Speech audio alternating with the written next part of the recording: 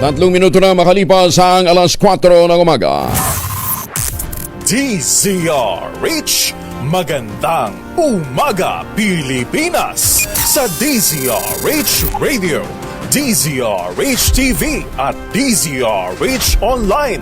Kasama si Kuya Angelo Palmones. Magandang umaga Pilipinas! Magandang umaga Pilipinas, Luzon, Visayas at Mindanao. Ngayon po ay Biyernes, ika-6 na ng Disyembre 2024. Magnitude 7 lindol tumama sa Northern California. May nakataas na tsunami warning ngayon sa buong California at Oregon coast. At tabayanan po ninyo mga detalye. Inflation rate bumilis ng 2.5% noong Nobyembre ayon sa PSA. Kamara nagdeklara ng all-out support kay Pangulong BBM. Impeachment kay VP Sara hindi tinalakay sa meeting ni na Pangulong BBM at mga kongresista. Narco-trolls, inupakan naman ang Quadcom. Dating Congressman Arnie Tevez sinibla ng Timor-Leste sa hirit laban sa extradition pabalik ng Pilipinas. Operating hours ng MRT3, LRT1 at LRT2 pahahabain ngayong holiday season. Bagong balita, bagong impormasyon, kasama si Kuya Angelo Palmones. Magandang umaga, Pilipinas! Kasama natin ang buong radyo natin FM nationwide, ang ating action radio station sa Luzon, Visayas at Mindanao. 91.7 BNFM Radio sa Cebu at 94.3 FM sa Jensan. Sa detalye ng ating mga balita, may nakataas nga pong tsunami warning sa buong California, USA, kasama ang Oregon coast. Ito ay matapos na tumama kaninang alas 2:44 oras sa Pilipinas. Ang magnitude 2 o magnitude 7 na lindol sa Northern California. Offshore po ito sa Cape Mendocino, California. May lalim po na 6.6 kilometer. At tumayanan po ninyo mga detalye. Sa detalye pa ng ating mga balita, bahagyang bumilis ng 2.5% ang pagtaas ng presyo ng mga produkto at mga serbisyo nitong nakalipas na Nobyembre kumpara sa 2.3 headline inflation na naitala noong October ng 2024. Ayon sa Philippine Statistics Authority, kabilang sa pangunahing dahilan na mabilis pagtaas ng food at o pagtaas ng inflation ay ang food at non-food alcoholic beverages. Kabilang din ang mga nag-trigger ng pagtaas ng inflation, ang gulay, isda, mga seafood, karne ng baboy at mataas na presyo ng gasolina at diesel. Kaya naman pala si Secretary Ralph Recto ang sinisisi ho sabi niya, hindi masyadong aangat ang ekonomiya ng Pilipinas next year dahil nga po nadagdagan ng bagyo. Secretary Ralph, hindi ho nadagdagan ng bagyo. Katunayan hindi na nga natin naabot yung average. Dati ho lumalagpas sa alphabet ang mga dumadaang bagyo sa Pilipinas. Ngayon ho hindi nadagdagan, mas lumakas. Ayan Oo. Pero ho yan napoproject na ho. Ang ibang bansa nakapaghanda na ho para dyan, di ba? Sino nagkulang? At wala din hong kasalanan si President Trump kung siya man po ay nanalo sa nakalipas na eleksyon para sabihin nating isa yun sa mga magtitrigger ng pagbagsak ng ating o paghina ng ating ekonomiya. Magandang umaga, Pilipinas! Nangako naman si Agriculture Secretary Francisco Chillarel Jr. lalo pang pabababain ang presyo ng bigas matapos may palabas na ang inflation data kung saan nabigyan din ang positibong epekto ng mababang presyo ng bigas sa buhay ng mga mahihirap na Pilipino. Sinimula na ng Department of Agriculture nitong Huwebes ang Rice for All program. Sa ilang mga palengke sa Metro Manila, nag-aalok ito ng abot kayang presyo ng bigas upang tapatan ang mataas na presyo ng mga rice retailer. Ang inisyatiba na bahagi ng kadiwa ng Pangulo Program ay nag-aalok ng 40 pesos kada kilo sa presyo ng bigas, walang limitasyon para sa mga mamimili. Ang hakbang na ito ay upang maibaba ang presyo ng mga retailers na nanatiling mataas sa kabila ng pagbaba ng pandaigdig ang presyo ng bigas. Diyan din ang malaking kautas sa taripa. Iniutos na ng Pangulong Bongbong Marcos Jr. na ibaba ang taripa ng mga inaangkat na bigas sa 15% mula sa dating 35% simula pa noong Hulyo upang mapagaan ang pasanin ng mga consumer, partikular na ng mga mahihirap at may babang inflation upang mapaluwag ang polisiya sa pananalapi.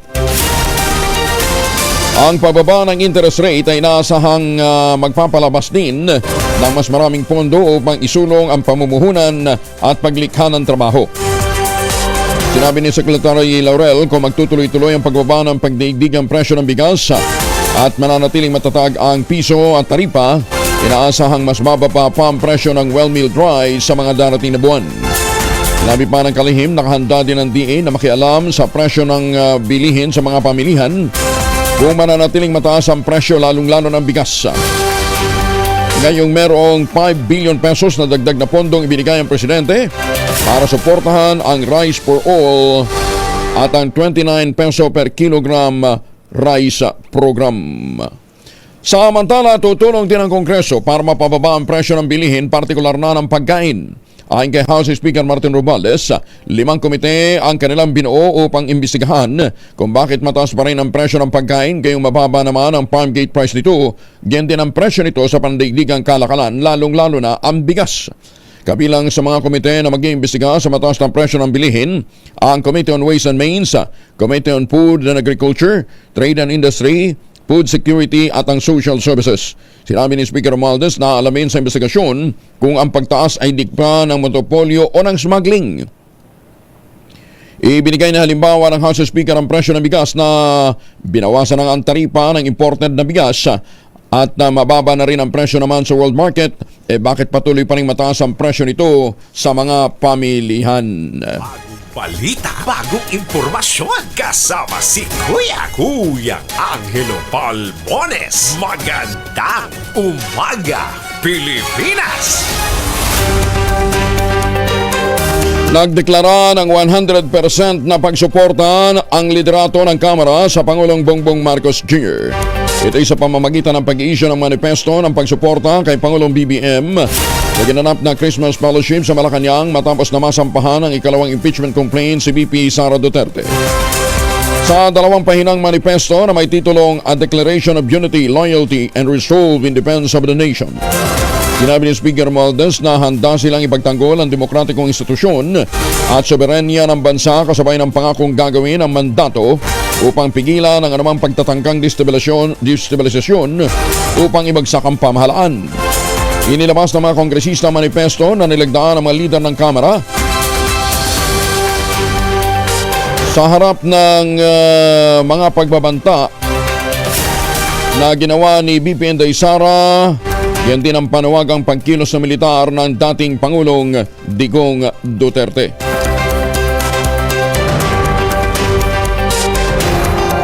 Hindi naman natalakay ang impeachment complaint laban kay Vice President Sara Duterte sa pagkikita ng mga mababatas at ng Kamara de Representantes at ng Pangulong Bongbong Marcos sa Malacanang.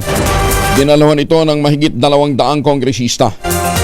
Nilinaw ito ni House Deputy Majority Leader at La Union Representative Paulo Ortega matapos lumabas ang may spekulasyon na may kinalaman sa impeachment and dinner meeting sa palasyo.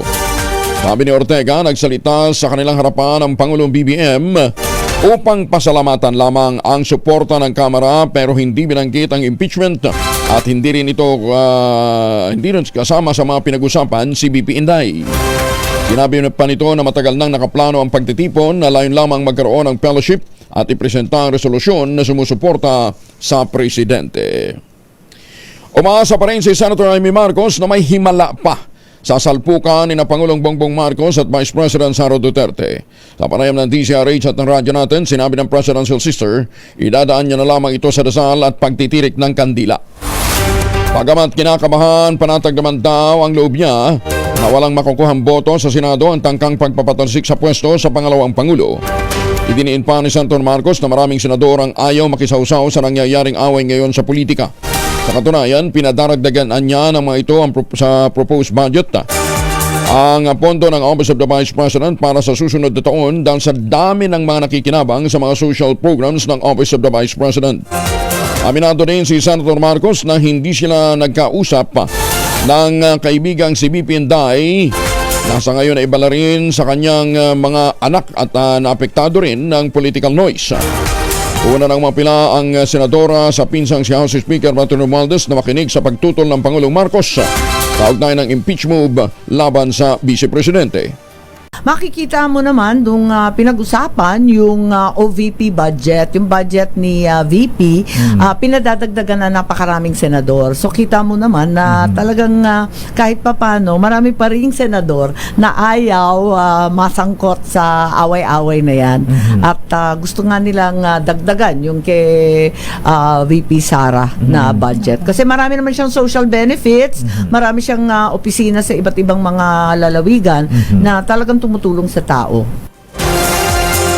Nagpasalamat naman ang tanggapan ni Vice President Sara Duterte sa tulong ni Senator Amy Marcos sa gitna ng kinakaharap nilang krisis at kagipitan. Ayon sa OBP, si Senator Marcos ang sumiguro na maglalabas ng order ang Department of Interior and Local Government upang payagan si VP Sara na samahan ang kanyang Chief of Staff na si Attorney Zuleika Lopez sa Veterans Memorial Medical Center sa Quezon City. Batay sa ulat, ibinaba ang kautusan ng DILG matapos ng diskusyon sa pagitan ni Senator Amy at ni Interior and Local Government Secretary Junbe Cremulya. Sinasabing naka-address ang DILG order kay Philippine National Police Criminal Investigation and Detection Group Director Nicolas Torre III at nag-aatas na bigyan ng visitation rights sina VP Sara at Senator Ronald Bato de la Rosa. Bukod kay Senator Marcos, pinasalamatan din ng OBP sina Senator De La Rosa at Senator Christopher Bongo na pumalit sa pangalawang Pangulo para bantayan sa ospital si Lopez. Nagpasalamat din ito sa iba pang mga taga-suporta ng tanggapan ni VP Sara na nagpaabot ng pakikisa at pagdamay, gayon din ang media para sa tuloy-tuloy na pagsisiwalat ng kalagayan ng bansa, pagbabantay laban sa kawalan ng hustisya, pandarahas at pag-uulat na sinapit ng mga tauhan ng OBP. Matatandaan na ilang beses na nanindigan ng suporta si Senator Marcos para sa Vice Presidente na patuloy niya raw na gagawin maski siya na lamang ang matirang nag-iisang kaibigan. Alas 4:15, maaari pa rin matuloy ang pagdinig kaugnay ng impeachment complaint laban naman kay Vice President Sara Duterte. Ayon kay Senate President Chis Escudero, iba ang trabaho ng impeachment court kumpara sa regular na sesyon ng Kongreso. Kaya kahit na walang sesyon, maaaring magpatuloy ang impeachment hearing. Sinabi ni Escudero kung pagbabatayan ng dating rules na ginamit ng huling impeachment case laban kay dating Supreme Court Chief Justice Renato Corona, dapat araw-araw ang impeachment hearing. Dahil hindi session ito. It is a different Hindi ito session tulad ng session namin kung saan kailangan nagsesesyon din ang Kamara. Ang impeachment proceeding ay unique na proseso na hindi saklaw at labas sa ordinaryong sesyon ng Senado kung saan kailangan nagsesesyon din yung aming counterpart sa Kamara de Representantes. Kung, na malaking kung, yan ang pagpapasahan ng impeachment court. Pero nilinaw din ni Senate President Chis, wala pa silang paghahanda na ginagawa sa ngayon sa Senado. Kung gagalaw na daw sila sa ukol dito, ay para namang inuunahan nila ang mga mangyayari sa Kamara. Mas mabuti niyang hintayin na lamang ang mangyayari sa Kongreso kung talagang uusad ang impeachment laban kay VP Sara Duterte. Hindi, dahil ayokong i-assume yung mga mangyayari at ayokong pangunahan. One way or the other. Dahil pag sinabi kong maghanda na, magsimula na kayo, ready, get set, pero wala pang go, baka isipin ako'y pumapabor o kumikiling sa paghahain o pagsampa. Malalaki na lahat ng mga senador. Matatanda na kaming lahat. Alam na namin yung mga dapat at di namin dapat gawin. Kung sa tingin nila malaki ang posibilidad na kailangan na magsimula mag-aral, nasa sa kanila yon. Kung mabilis naman sila mag-aral at mabilis matuto, hindi pa siguro muna kailangan. Hanggang nandiyan na. Hindi naman susundin ang law of succession kapag natuloy ang impeachment kay VP Sara Duterte. Paliwanag ni Senate President Chis Escudero, masusunod lamang ang succession kung may nangyaring masama sa presidente o sa vice presidente. Dito lamang aakyat ang number 3 sa pwesto na Senate President at ang number 4 na Speaker of the House of Representatives. Ngunit sa kasuan niya ng impeachment, pipili ang Pangulo mula sa dalawang kapulungan ng Kongreso ng susunod na Vice President. Ang kailangan lamang ay edad nitong 40 anyos bilang pagsunod sa constitutional requirement para sa pagka-Vice Presidente at Presidente. Kapag nakapili ang Pangulo ng bagong bise, ay pagbubutuhan na lamang ito ng Kamara at ng Senado ng magkahiwalay. Papasok lamang yan kapag sabay na wala ang 1 at 2, sabay na wala ang 1, 2, 3. Doon lamang papalit ang pangatlo o pangapat. Nakita na nating nangyari yan. Nung natanggal si dating Pangulong Estrada, pumalit si Vice President Arroyo, na bakante ang Vice President, ang ginawa niya. So hindi sabay na bakante. Nag-appoint siya mula sa Kongreso. Bagong balita, bagong impormasyon, kasama si Kuyang Angelo Palmones. Magandang umaga, Pilipinas! Alas 4:19, DFA Consular Office formal nang binuksan sa lungsod ng Olongapo. Detalye ng balita mula kay Danny Cumilang, RH37. Danny, good morning. Formal nang binuksan ang Consular Office ng Department of Foreign Affairs, DFA, sa lungsod ng Olongapo. Sa pamamagitan ng hakbang na ito, hindi na kailangan bumiyahe pa ang mga mamamayan upang mag-apply o mag-renew ng kanilang mga pasaporte at mag-avail ng iba pang serbisyo ng DFA. Ang pagbubukas ng DFA Olongapo ay isang matagal nang inaasahang tagumpay at ito ay naging posible dahil na rin sa pagsusumikap at suporta ng maraming individual at organisasyon. Ang DFA Olongapo ay matatagpuan sa ikatlong palapag ng SM Central sa lungsod ng Olongapo. Sa bagong pasilidad na ito, mas madali at mas maginhawa na ang pag-access ng mga residente sa mga serbisyo ng DFA at nagbibigay ito ng malaking ginhawa sa mga naghahanap ng consular na serbisyo sa kanilang komunidad. Danny Cumilang, RH37, DCRH, una sa Pilipinas, una sa Pilipino. Maraming salamat, Danny. May apabaki kayungan sa ating mga kababayan dyan po naman sa Pampanga. Samantala, ipinapanukala ng Sangguniang Panlalawigan ng Leyte na magtayo naman ng Naval at Airbase Facility sa Leyte. Detalye ng balita mula kay Jimmy Angay-Angay, RH32. Maupay nga agad, Jimmy. Ipinanukala ng Sangguniang Panlalawigan ng Leyte na magtayo ng Naval Air Base Facility sa naturang lalawigan. Ito ang sinabi ni Attorney Carlo Loreto, floor leader ng Sangguniang Panlalawigan sa isang panayam. Ang Naval Air Base makakatulong para sa pagresponde kung may masisirang barko, aeroplano at helicopter. Sa kasalukuyan wala pang facility sa Star Visayas na kailangan matayuan na para makatulong. Nakatagdang ipasa ang resolusyon sa Secretary ng Department of National Defense para pag-aralan kung saang lugar sa Leyte ang dapat tayuan ng Naval Air Base. Mula dito sa DYVL Action Radio Tacloban, ito si R32 Jimmy Angay-Angay para sa DZRH, una sa Pilipinas, una sa Pilipino. Daghang salamat, Jimmy Angay-Angay. Umaga, Pilipinas!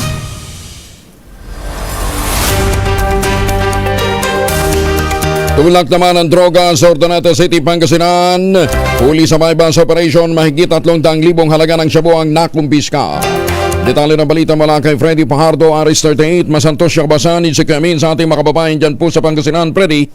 Dahil sa walang humpay na operasyon ng PNP Pangasinan hinggil sa illegal na droga, nasa kote sa Urdaneta City sa inilatag na bypass operation ng Provincial Drug Enforcement Unit kasamang Provincial Intelligence Unit ng PPO, Regional Drug Enforcement Unit ng PRO1, PDIG SOU1 at Urdaneta City Police sa direktang supervision ni Pangasinan Provincial PNP Director Colonel Crolifer Capocyan. Sa ulat ni OIC Chief of Police Lieutenant Colonel Carlito Tuayon, isinagawa ang operasyon sa bypass road ng Barangay Santo Domingo sa syudad kung saan naaresto ang suspect na isang 43 anyos na binata at residente ng Barangay Dilan Paurido sa lungsod matapos itong magbenta ng suspected shabu na tumitimbang ng humigit kumulang 50 gramo na may street drug price na 340,000 pesos sa polis na nagkunyaring buyer kapalit ng mark money. Sa kayo nasa custodial facility ng Urdaneta City Police Station ang suspect na naharap sa kaso ng paglabag sa Republic Act 9165 o the Comprehensive Dangerous Drug Act of 2002. Ito si Freddy Pajardo, RH38, tag-uulat para sa DCRH, una sa Pilipinas, una sa Pilipino.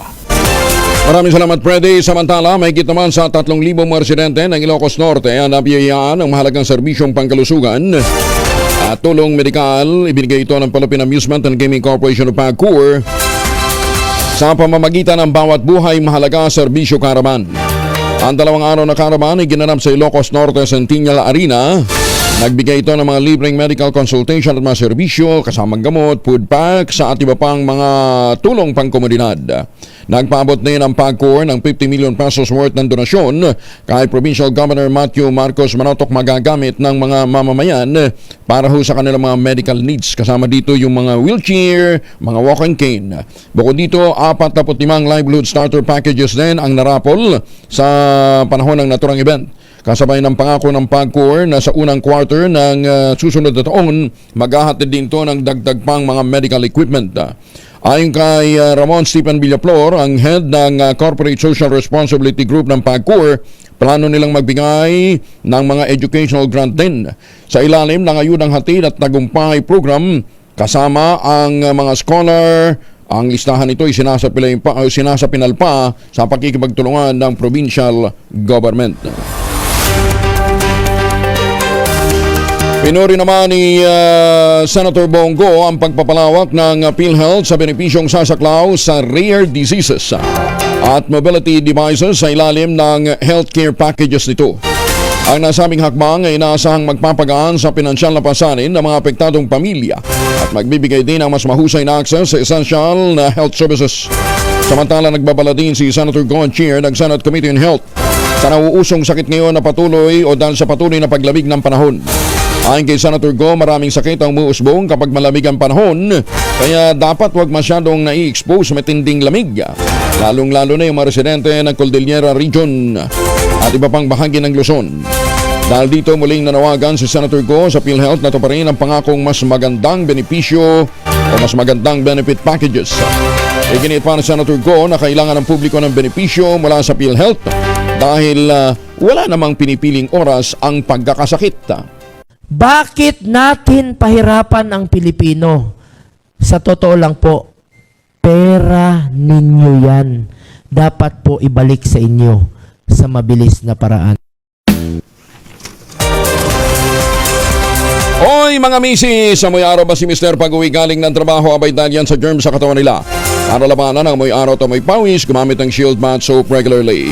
Unbeatable ang Shield sa paglaban sa germs versus another brand may shea butter na pampalambot na kuti sa presyong abot kaya 12.50 SRP. Kaya naman recommended po ito ng Philippine Nurses Association. Kaya mga misis ay challenge nyo, subukan ng Shield Bath Soap. Galit sa sakit, may malasakit, sulit na sulit.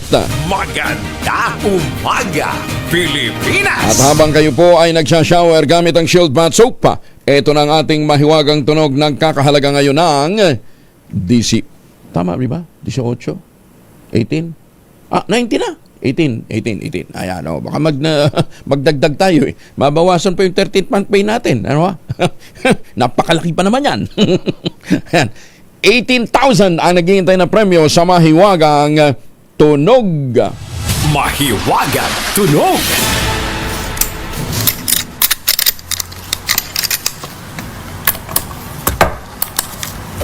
Ayan, sabi na magbigay doon nagdagdag na clue. Sabi ko nga sa inyo, nakikita yun. Actually, nahulaan na, nakakuha na. Ang problema lang, hindi pa ho nagtatagpo yung mga, ibig sabihin, nakuha na nila yung clue, nakuha na nila yung item, di ba? Magtagpo na lang yung mga nakakuha. 18 Milo ang naghihintay na premyo, sabi po ni Turugmaster Mabel Aribe, wala pang nananalo hanggang kahapon. Kaya ang inyong mga sagot, ipapadala po ninyo sa 0919-282-6485. Sundin ang tamang format ng pagte-text, empty space, name / address / contact number / at ang inyong sagot. Isang beses lamang po maaaring mag-text sa ating text line gamit ang inyong mobile number.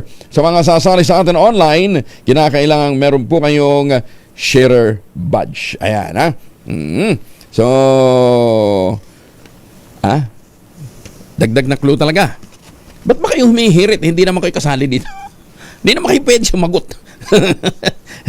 Tama na yun. Tama na yung clue natin. Maganda umaga, Pilipinas! Bilyones na buwis nawawala sa gobyerno dahil sa mga peking PWID. Ayon po ito kay Senator Sherwin Gatchalian.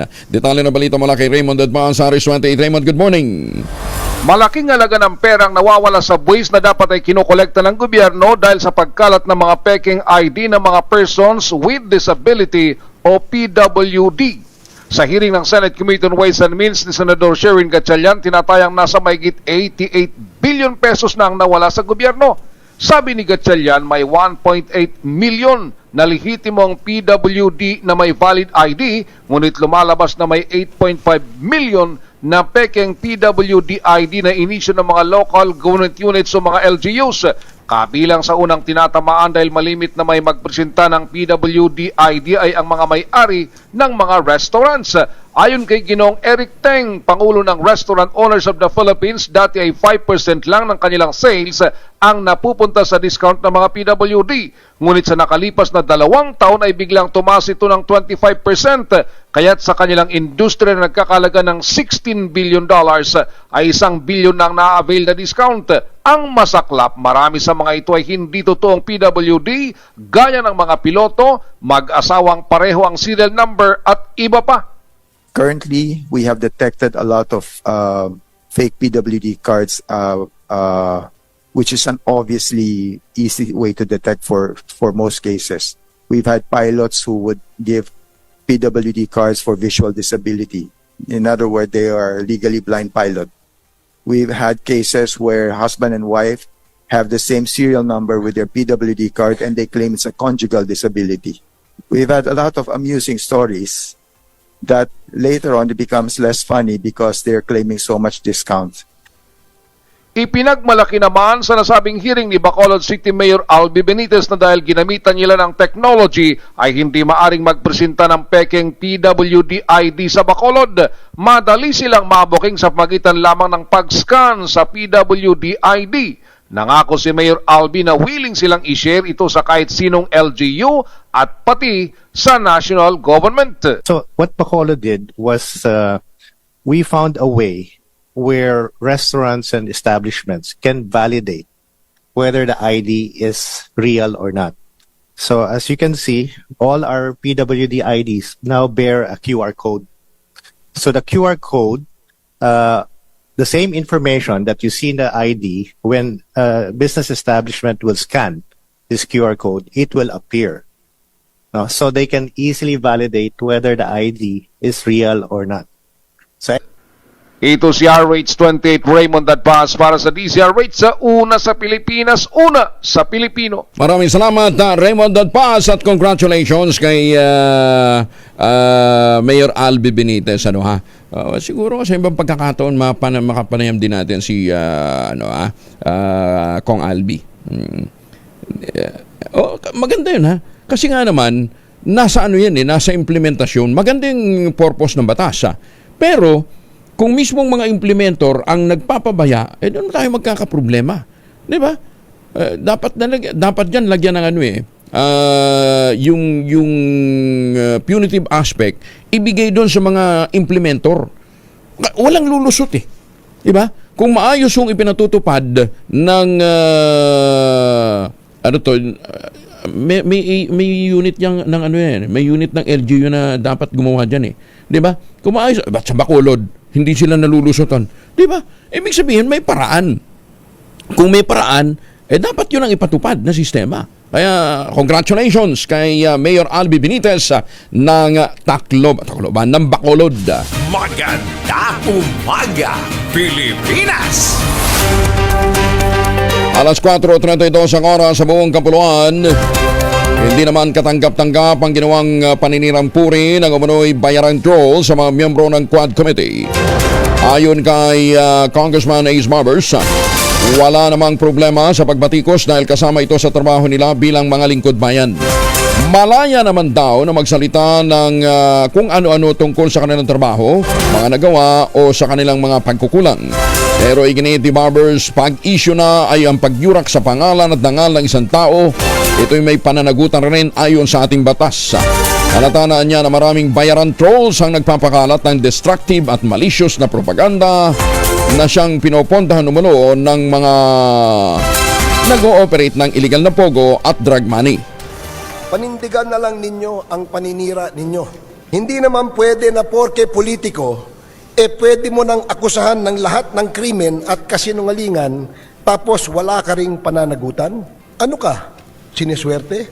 Matapang ka manira, matapang kang mangutya, tapos ayaw mong sumagot? Paano kung halimbawa kami naman ang magsabi na ang pangit mo o ang baho ng hininga mo o iniiwang ka ng kinakasama mo na napakaputi kasi ang itim-itim mo at ang liit-liit ng tenga mo? O wala ka namang kwentang abogado, puro ka lang media at pasikat sa media, pero sa korte, kulata ka naman. Kita nyo? Paninirang puri na ang ginagawa ninyo. Hindi na yan protektado ng mga batas. Ang batas ay para sa lahat, hindi lang para sa iilan. Kung may nalalaman kayo na freedom of speech, wala naman pong freedom to defame.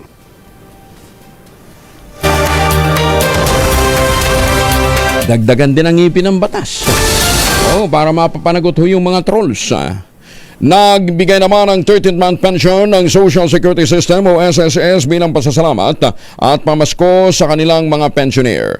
Ayon sa SSS, kabilang sa mga makatatanggap nito ay mga retiree pensioners, mga survivor pensioners, total disability pensioners at dependent pensioners. Para naman sa partial disability pensioners, kailangang makatanggap muna sila ng 12 months na pensyon bago mabigyan ng 13th month pay. Sa panayam naman ng DCRH at ng radyo natin kay Jay Labadia, acting head ng SSS Media Affairs Department, maaga nilang pinamahagi ang 13th month pension kung saan ang nauna ay nakuha na noon pang December 1. Opo, actually maaga po ang SSS dahil nakapagbigay na po tayo ng ating 13 month po sa ating mga pensioners nung nakaraang December 1. I-release na po natin yung 13 month and then yung kanilang December month pension para po dun sa mga pensioners na tumatanggap ng first day hanggang 15th of the month. And yung para naman sa mga tumatanggap ng pension ng 16th of the month hanggang yung sa last day of the month, na-release na po natin ito kahapon po, December 4. Bagong balita, bagong impormasyon, kasama si Kuyang Angelo Palmones. Magandang umaga, Pilipinas! 35 na makalipas ang alas 4 ng umaga, mga mamis. Pwede tayong mag-laundry day today, ha? Bantayan lang ho yung biglang pag-ambon sa hapon. Kunot no ka ba kapag makapit, madikit, malupit ang mantsa? All you need is pride. At mapahirapan ang self-con sa pride, easy at worry-free naman ang laundry. Sa triple stain away formula, tanggal ang matitindi madya based on test sa chocolate, mud and sambon on cotton. Gawa po ito ng ACS. Oy, si Rupa May Quinto, pinabulaanan ang isyong tatakasan ng kinakaharap na kasong estapa. Kitala ng balita mula kay Morley Alinio. Morley, good morning! Gising na ang showbiz, rampa na Pilipinas. Good morning, Kuya Angel. Sina Ricardo Cepeda, Ken Chan at Neri Naig ay ilan lang sa mga artistang kinasuhan ng estapa matapos masangkot ang ini-endorso nilang produkto. At ang latest nga, kasama sa mga ididimanda ay si Rupa May Quinto. May nakahain ding warrant of arrest kay Rupa May na 14 counts at ito ay estapa. Isinampa raw ito ng 39 katao kaugnay sa lokohang nangyari na may kinalaman sa beauty clinic Dermacare. Tulad nitong si Neri Naig, si Rupa May nasangkot sa investment scam. Bago pumutok ang issue, ito ang usap-usapan, Kuya Angel. Nagmamadali daw si Rupa na pumunta sa Amerika. Para takasan ang nasabing issue na hindi totoo. Dahil bago pa pumunta sa Amerika, itong si Rupa May ay matagal niya nang pinangarap ito. Walang katotohanan yung issue. Ito ang katotohanan. Ito ang masakit. Aba, talbog na raw ang checking ibinayad kay Rupa May ng Dermacare. May warrant of arrest pa siya. Todo na to. Di ba nakakaloka? Sa ngayon, wala pang balak bumalik ng Pilipinas itong si Rufa May. Sinasabi na dapat ayusin muna ang kanyang kaso para hindi siya matulog sa kalaboso. Mula sa Showbiz News Center, ako po ang inyong RH47, Morley Alinio, para sa DZRH, una sa Pilipinas, una sa Pilipino. Babu! Magandang umaga, Pilipinas! Maraming salamat, Morley. Sa mga may lakad ngayon, huwag kalimutan, may dalawang formulation ng family alcohol na pwede nating pagpilian. Yung family 70% isopropyl alcohol, especially prepared for clinics, hospital, pharmacies, laboratories. Pero okay na okay din po yan sa mga households. Very effective yan sa disinfection at sterilization. Ganyan ang bagsik ng family 70% isopropyl alcohol. Maghapon man natin gamitin, no problem. Hindi po manuno yung ating mga kamay dahil meron po itong moisturizer. Yun namang mabangong family rubbing compound improvement cologne. Yan po yung mabangong isopropyl alcohol na ginagamit ang mga masahista, mga barbero, mga doktor, mga nurse, mga kumadrona for sponge bathing and other cleansing purposes. Family rubbing alcohol parang DCRH, buk na sa mahabang panahon, mabibili sa namang butik at convenience stores nationwide. Family rubbing alcohol, hindi lang pampamilya, pang sports pa. Kinansela na ng US National Tsunami Warning Center ang tsunami warning sa buong California at Oregon coast. Yan po yung latest development na ibinigay sa atin ng News Center. Ay magandang umaga ho sa mga Pilipino dyan po sa California. Lalong-lalo na dyan sa may Los Angeles. Magandang umaga din siyempre doon sa mga suki natin dyan sa San Diego, California o yung Midnight Singers natin. Baka biglang naabala yung kanilang pagpapractice. Doon sa kanilang nalalapit na weekend road show. Kamusta na kayo, Sir Manny, si Sir Art, si Sir June. Siyempre kasama ang kanilang mga esposa. Si Tita Linda, Tita Cora at saka si Tita Lloyd. Relax lang ho kayo dyan. Ay, Evan lang, magandang umaga din sa Las Vegas, Nevada. Sana okay ho kayo dyan. Ohayo gozaimasu sa mga suki natin dyan sa Japan. At sa lahat ng mga seafarers natin na nakikinig ngayon sa iba't ibang panig ng daigdig. Pag umuwi ko ng Pilipinas, wag na ho kayong magbaon ng imported na tsokolate. Meron ho ditong tangerine chocolate. Produkto po ito ng mga magnaniyog ng mga magsasaka dyan po sa lalawigan ng Quezon. Sa tulong nga po ni Dr. Helen Tan, yung pong mga planting material ng kakao galing Davao, hinakot po yan para maitanim sa ilalim po ng mga nyugan dyan po sa lalawigan ng Quezon. Kaya ngayon, meron na ho silang tangerine chocolate. Brand po yan ng mga magnaniyog at mga magsasaka sa lalawigan ng Quezon. Available sa 0919-095-5935. May mahigit 10 variants po yung tangerine chocolate. I-check po ninyo sa tangerinechocolate.ph.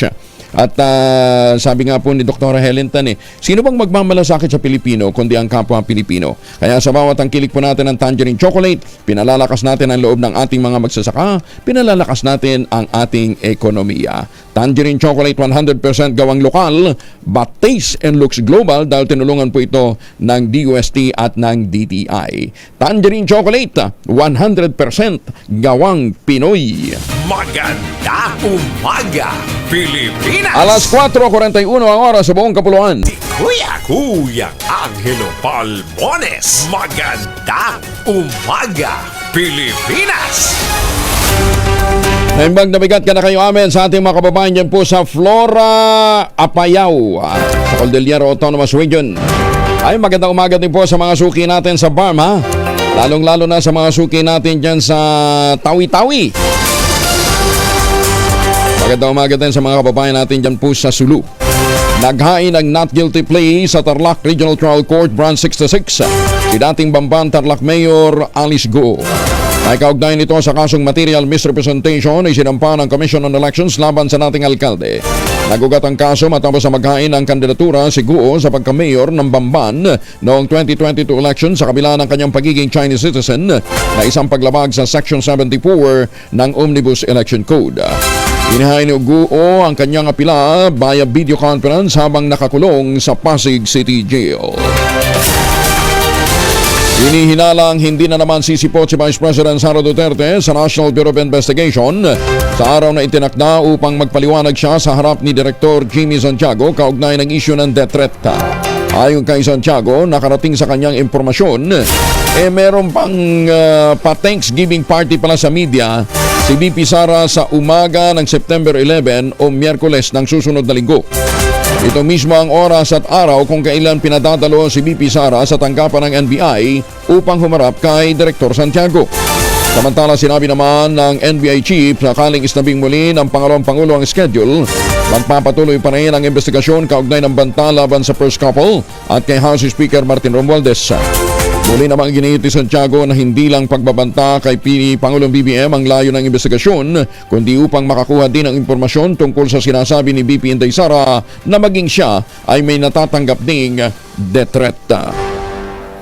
Muling pinabura naman ng Timor-Leste Court ang extradition request ng Pilipinas na mapauwi na si dating Negros Oriental 3rd District Representative Arnulfo Tevez Jr. sa bansa. Ito ang kahilingan ng Pilipinas para sa pagharap ni Tevez sa mga kaso laban sa kanya, kabilang ang umano'y pagpatay kay dating Governor Raul Degamo at siyam na iba pa. Ikinalugod naman ng Department of Justice ang naging desisyon ng gobyerno ng Timor-Leste na pabor para mapauwi na ng Pilipinas si Tevez. Pero may 30 araw pa si Tevez upang umapila sa desisyon ng Timor-Leste at pagkatapos pa nito malalaman kung tuluyan ang mapapauwi ng Pilipinas ang dating kongresista. Magandang umaga, Pilipinas! Department of Agrarian Reform maghahatid ng tulong sa 2,000 magsasaka sa Cordillera ngayong araw. Detalye na balita mula kay Romy Gonzalez sa RH41. May magnabigat, Romy. May magabigat laka, ihatid ngayong araw ng Department of Agrarian Reform ang suportang magpapabago sa katayuan ng mga agrarian reform beneficiaries sa Cordillera Region sa magaganap na aktibidad sa Kalinga, Asugong, Capitol Hills dito sa Tabuk City, Kalinga. Ang aktibidad ay pangungunahan ni DAR Secretary Conrado Estrella III, Senator Amy Marcos, Region Director Samuel Salomero, Presidential Assistant for Cordillera Region Antonio Tabora Jr., Assistant Secretaries Eugene Poliante, Rodolfo Castil, at iba pang national at regional officials. Abot sa 2,000 agrarian reform beneficiaries na karamihan ay galing dito sa Kalinga ang pagkakalooban ng Certificate of Condonation and Release of Mortgage o CACROM, Certificates of Land Ownership Award o CLOA, Individual E-Titles, Farm Machinery at Infrastructure Assistance. Bahagi ito sa commitment o pangako ng DAR para mahango ang pinansyal na pasanin ng mga magsasaka at mapalakas ang pagiging produktibo. At sa pamagitan ng Certificate of Condonation and Release Mortgage ay mabibigyan sila ng tulong sa pagkakautang samantalang ang mga farm machinery, solar irrigation systems at farm-to-market roads ay layo namang mapalago ang kanilang husay sa agrikultura at madagdagan ang kita ng mga magsasaka. Ang inisyatibo ng DAR ay lalo pang mapag-iibayo ang kanilang misyon na mabigyan ng kapangyarihan ng mga Pilipinong magsasaka may taguyod ang patas na pagmamayari ng lupa o produktibong agrikultura. Live and direct mula dito sa Tabuk City para ito si RH41 Romy Gonzalez, una sa Pilipinas, una sa Pilipino. Ayan. Romy. Yes, sir. Kumusta ba? Nilalamig kayo. Oo. Sobrang lamig dyan. Malamig yung aircon. Bakit hindi mo lamig sa labas? Kasi nandito ako sa Tabuk ngayon kasi Kaya nga. Di ba malamig dyan sa Tabuk? Oo, bulan kasi kahapon. Napakalamig ngayon dito sa Tabuk, pero sa araw, alam naman natin mainit. Pero pag ganito palang madaling araw, napakalamig dito sa Tabuk. Kumusta ang presyo ng gulay? Ay, hindi pa tayo kasi nakapag-ikot kahapon. Oo. Kasi medyo gawin na nang dumating tayo dito sa Tabuk. Oo, kasi dyan karamihan nagagaling ng gulay, di ba? At saka yung mga bulaklak. Oo, at saka yung mga mais. Maraming mais dito na tayo. Marami din bang mais dyan? Sige. Balitaan mo kami, ha? Balitaan mo rin kami sa presyo. So, yan muna latest na update dito sa Tabuk City. Ito si RH41 Romy Gonzalez para sa DZRH. Una sa Pilipinas. Una sa Pilipino. Ayun, tumama rin. Umaga, Pilipinas! Samantala, may nanalo na! Hindi ho sa mahiwagang tunog. Yes, may nanalo na sa radyo natin Excellence Award 2024. Makinig at manood sa December 20, araw ng Biyernes, 7:30 po ng gabi. Sabay-sabay po natin ipagdiwang ang husay at dedikasyon ng mga radyo natin stations nationwide, mga programa at mga announcers na pararangalan. Live po na mapapakinggan sa radyo natin nationwide at live din na mapapanood online sa YouTube at Facebook page ng radyo natin. Abangan din po yung mga anniversary games at liricas, ganyan din yung Geo Quiz na magbabalik dahil po sa anibersaryo ng radyo natin nationwide. Abangan po ninyo yan, ha?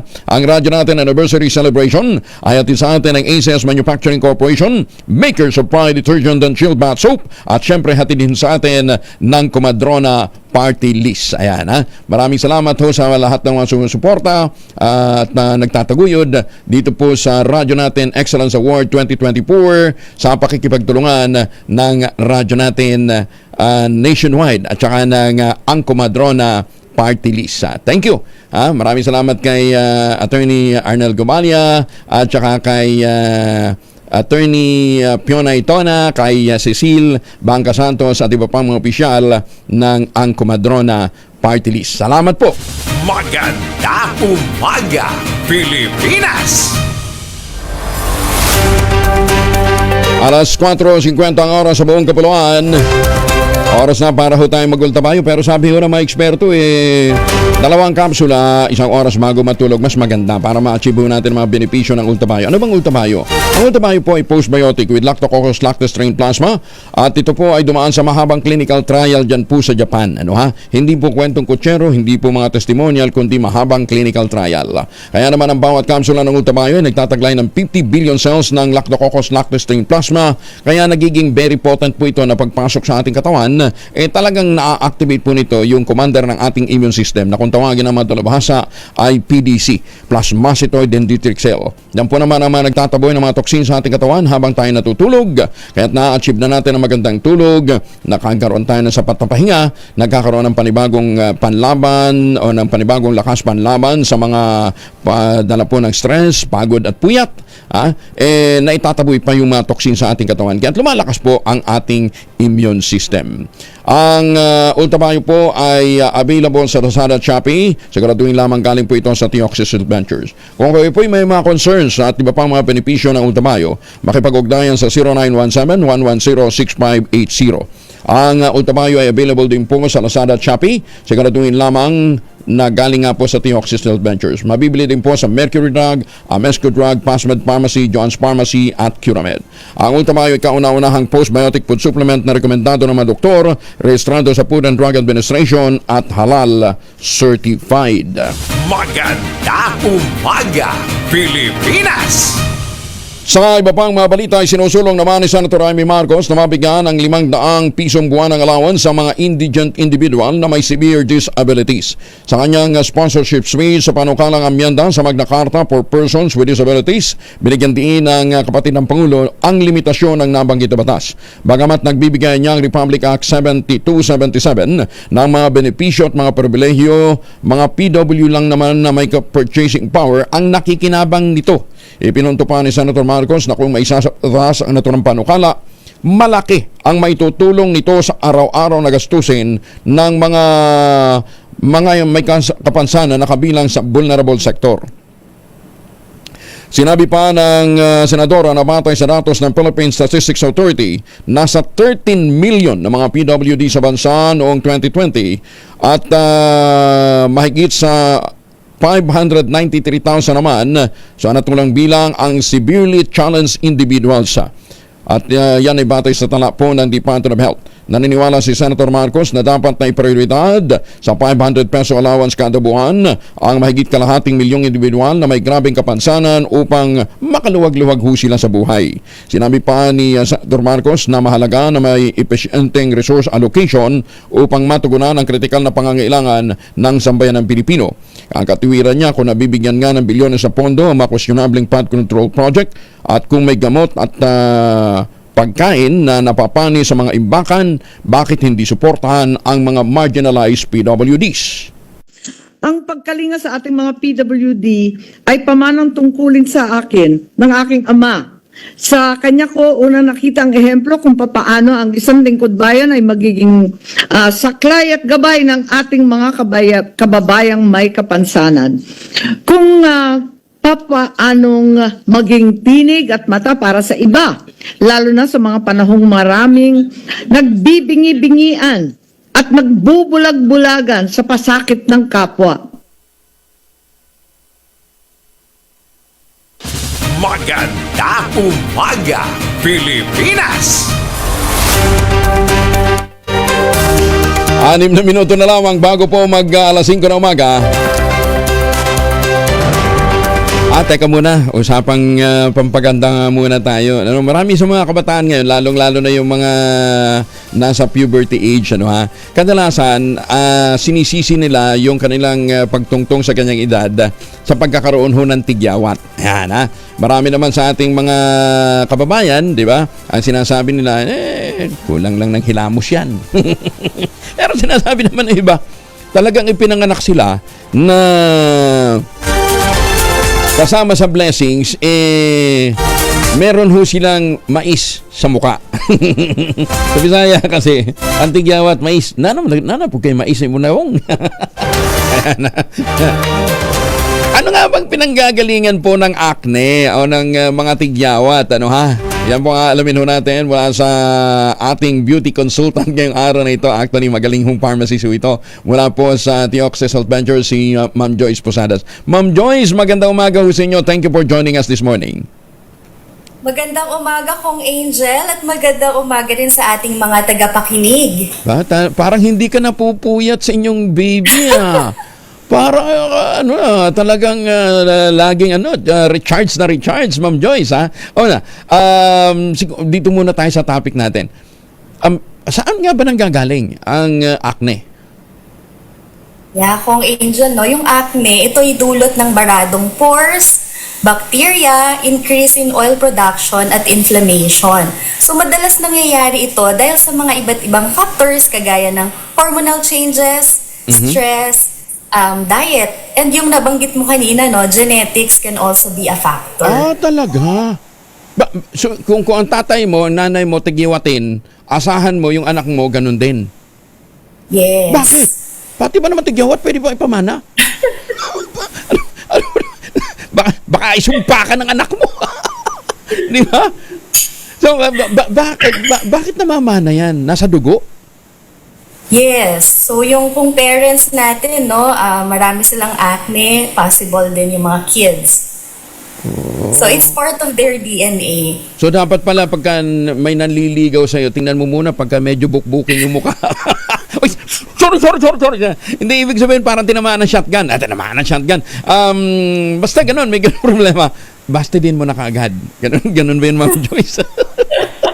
Para hindi ka masisi ng mga chikiting mo. So, anyway, wala na tayong magagawa doon dahil yun po ay genetics. So, doon sa ibang mga aspeto, ano pang pwede natin gawin?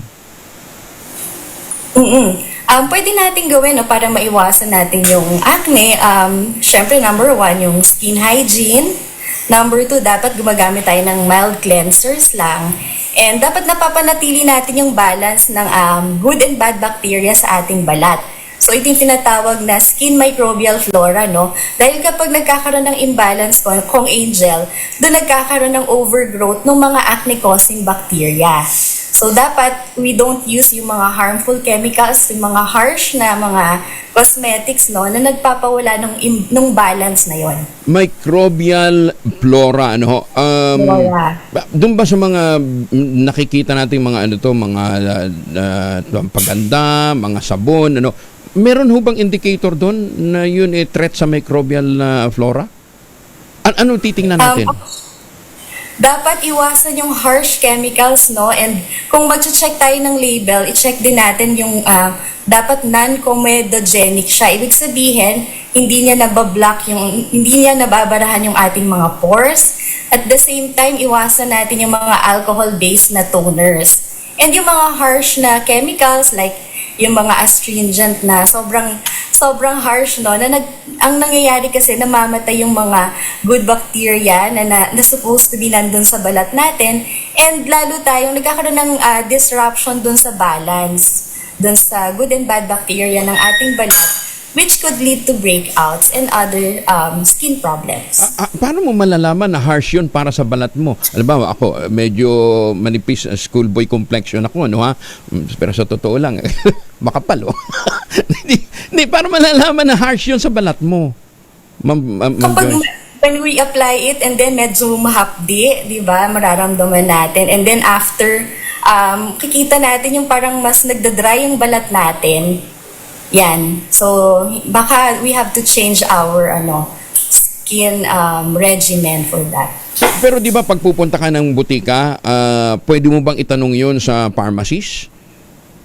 Pwede ba namin itanong yun sa inyo? Pwede naman po, opo. Pwede rin natin i-check yung mga labels ng ating mga skincare products. At kung Angel, ang maganda dito, pwede rin makatulong yung postbiotics.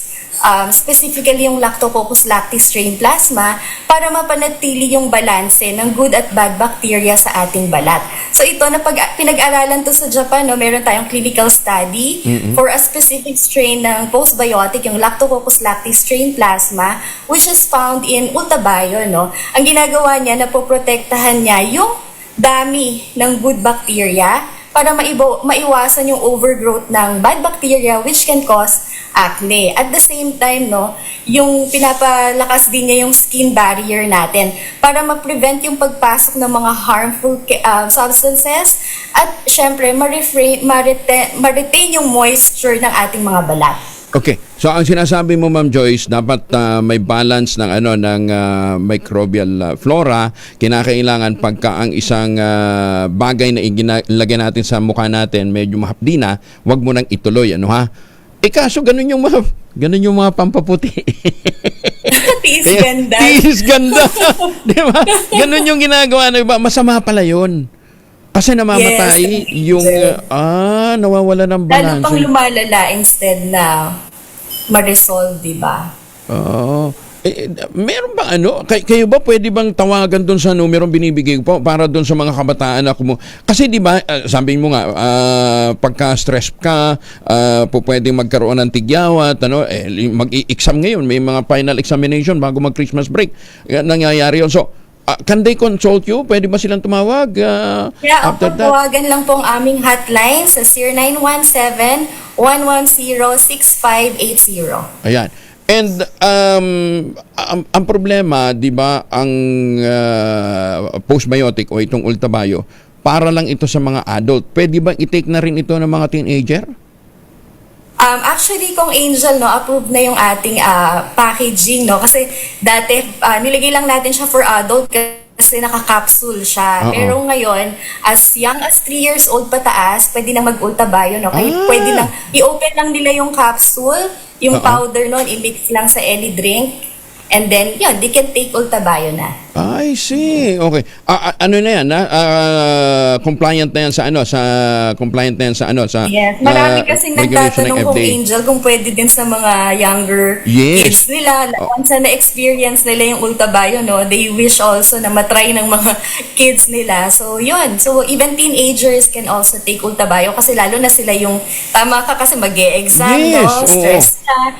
And yung years nila talaga laging mas marami yung skin conditions, Okay. Pero hindi nangangahulugan, huwag ka na maghilamos pagka nagulamayo ka. Maghihilamos ka pa rin yung proper hygiene. Basta mild lang, gentle lang yung ating gagamitin na mga skin cleansers natin. Okay. Basta ang doon, basta sumakit, tigil na. Di ba? Yeah. Wag mo nang ituloy. Okay. Sige. So,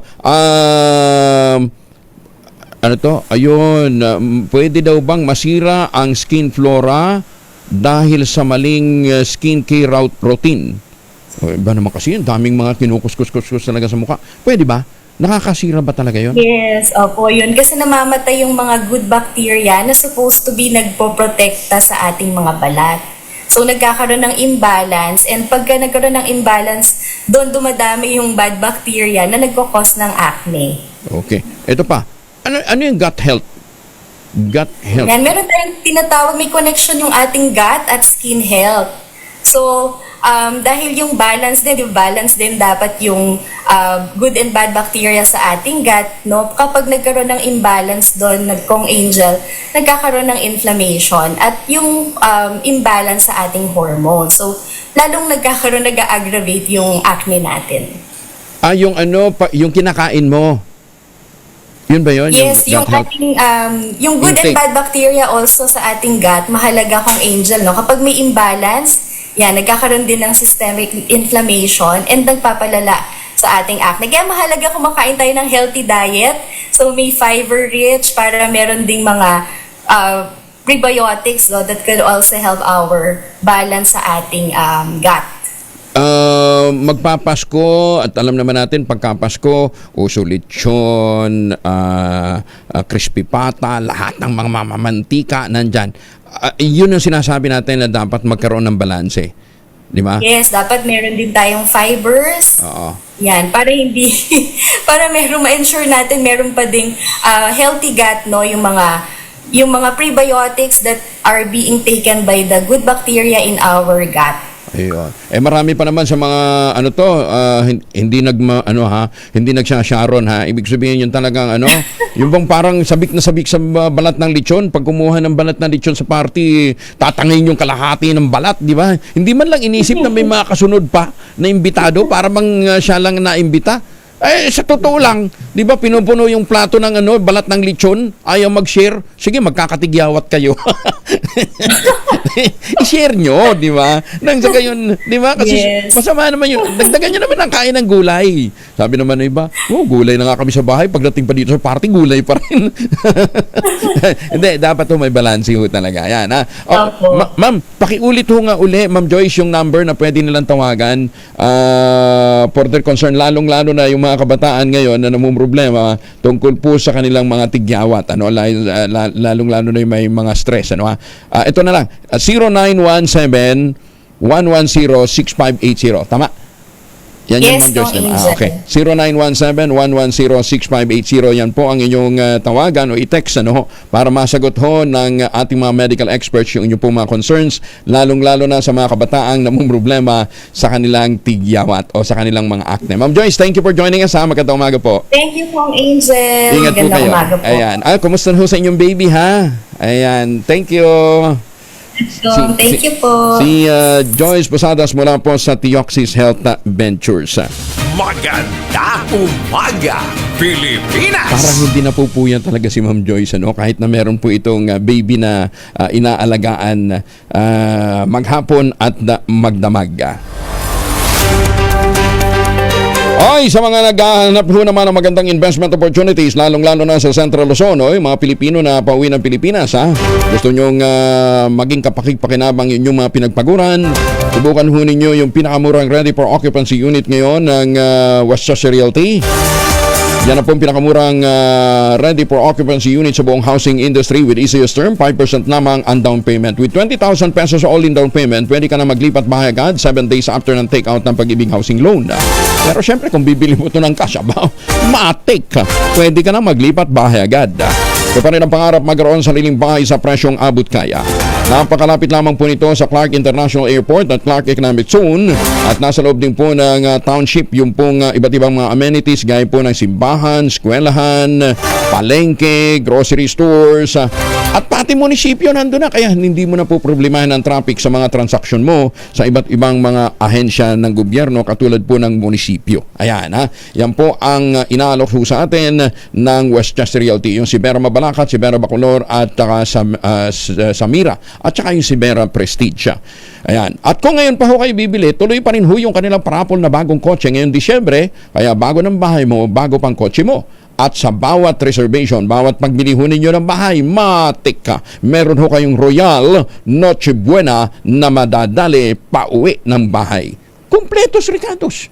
Kung bagong bahay, bagong kotse, meron ka pang libreng pang Noche Buena. Maganda umaga, Pilipinas! 8 minuto na makalipas ang 5:00. Magandang umaga, Pilipinas! 9 minuto na makalipas ang 5:00 na umaga. Ang sabi po ng Department of Finance Secretary na si Ginoong Raul Precto, Asahan na daw ho natin ang 6 to 8% na paglago ng ekonomiya natin. Hanggang dyan lang daw. Pero sabi niya malabo kahit na 7%. Ano ha? Ang mga internal factors na tinukoy ay ang pagdami ng bagyo. Pero sabi nga natin, Secretary, hindi ho dumadami ang bagyo. Nabawasan pa nga, lumakas lang. Pero ho yan, napaghandaan na ng mga kalapit bansa natin. Ano ha? Ang China, for example, ang tagal na nilang gumawa ng mga silo, di ba? At nagkaroon ho sila ng mga investment para po sa mga post-harvest facilities. Ang ibang bansa, naghigpit din ho sa kanilang mga exports, ano ha? Para mapalakas ang kanilang food security, dala nga po ng pagbabago ng panahon. Tayo, ala nga. Ang ating mga bilaran pa rin, ang ating mga patuyuan ng agricultural products ay ang malawak na na tinatawag na National Highway. Yan ang ating mga pasilidad. Yan ang ating post-harvest facilities. At least habang ibinibilad, ginigiling na. Bakit? Pagka nasagasaan ho ng gulong ng sasakyan, yung palay, magiging bigas na ho doon sa loob. Pero hindi ho, ginagawa nating katatawanan yan. Pero yan po isang masaklap na katotohanan na napapabayaan pa rin ho yung sektor na yan. Ano ha? Anyway, kasi nga naman, ang NFA hindi naman namibili ho ng basang palay. Ang gusto ho nila 14% dried. Ano ha? 40% moisture content. Wala kang wala kang bilaran patuyuan di siyang kapupulutin. Ang pangalawang external factor naman na tinukoy ay yung pagkakapanalo daw po ni Trump. Kasama natin ngayon si Ginoong Sani Africa, Executive Director ng Ibon Foundation. Sir Sani, magandang umaga po sa inyo. Ay, magandang umaga po. Kumusta na? Mabuti po naman. Merry Christmas po sa inyo. Merry Christmas na nga. Lapit na. Sana Merry. Merry! Bumaba lang ang presyo ng bigas. 40 pesos per kilo na lang nga Kayo naman, di ba? Oo. Tingnan natin. Bakit titingnan natin? Para hindi kayo kumbensida sa mga presyuhan ngayon, Kasi kakalabas lang ng huling inflation figures kahapon. Tuwaas naman ang inflation rate natin Bahagya lang, pero kumpara sa nakarang buwan, I think 2.3%.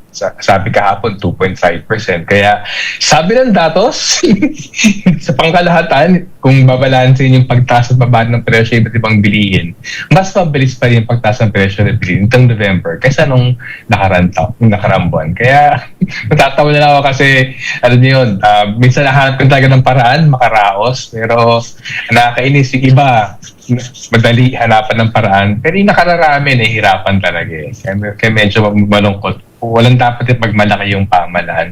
At ang dinig namin ulit, economic superstar daw tayo dito sa ASEAN, sabi ng administrasyon. Kaya medyo nag-iisip ka, sino kaya ang superstar talaga dito sa ating bansa? Hindi naman ordinaryong Pilipino. Pag sinabi niyong ilan ay hindi talaga natutuwa, ilang porsyento yun na apektado ng pagtaas ng inflation? Well, kasi alam mo, ito, isa namin matagal na nireklamo. Yung gobyerno, napakadalang isukat yung kahirapan Kada 3 taon dati, tapos nitong in the last 2 years, medyo kada 2 taon. Pero madalang pa rin yun. Kaya kinakailangan na gamitin natin yung mga tulad ng social weather stations, mga private survey outfit, para sukatin yung bilang na mahirap. Sa amin, sinong pinakapektado?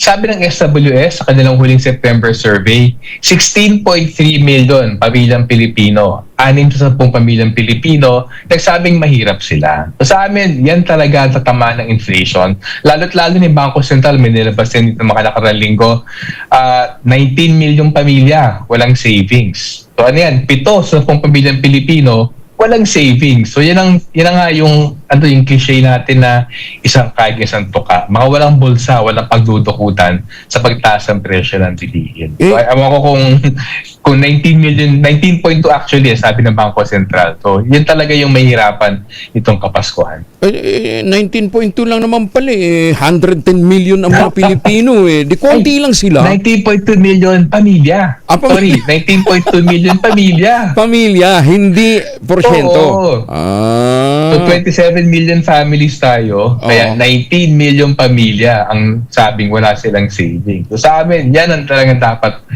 pagbantayan. At yun nga, nabagit yung mga figures. Palagi kami nakakainis kung sabihin ng gobyerno, itong GDP growth figures, may problema dun eh. Kasi kung sabihin yung paglago ng ekonomiya, kung di naman pantay ang ekonomiya, kung may paglago at pupunta yung pakinabang sa ilan, hindi dapat pagmalaki. Ang tataka kami, hindi makapansin-pansin, Sir Angelo, na ang dalas makarinig ng target about GDP, about investments. Bakit walang target? Bawasan ang bilang ng mahirap na Pilipino sa darating na buwan.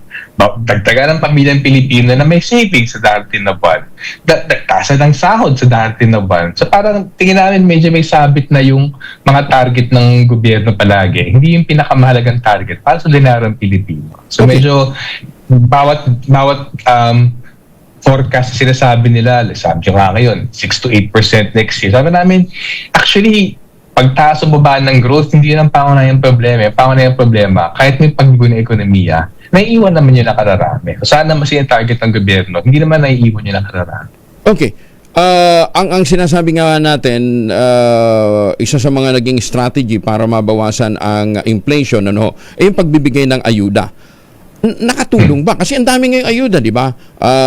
May AIX, may AKAP, may nandun pa rin yung 4Ps. Hindi pa rin nire-resolve yung problema? Kasi gusto natin magkaroon ng pera para may pambili ang tao eh.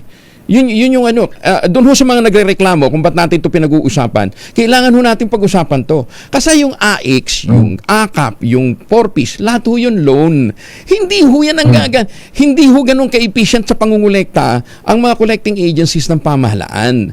Kasi kung effective ho silang nakakapangulekta, at hindi lang naman sa current administration, mga nagdaang administrasyon pa, hindi ho tayo mangungutang. Hindi nga ako nakakakolekta ng maayos eh. Di ba? So yun ang gusto nating ipunto, kaya gusto nating matalakay. So hindi pa rin sumasapat. Ay, mukhang mali yun na hindi kasi sa totoo lang, hindi ever sasapat ang ayuda para sa pangangailangan ng Pilipino. Kasi ngayon, sabi Sir Angelo, 115 million Filipinos. 28 million, 27.5 million Filipino families. Imposible na forever bigyan ng ayuda mga yan kasi kulang palagi. Hindi ever sasapat ang budget ng gobyerno para bigyan ng ayuda. Yung sa ngayon, 19 million pamilyang Pilipino na walang savings. So sa amin, okay lang yung ayuda, panandalian, palaki-butas lang talaga dapat.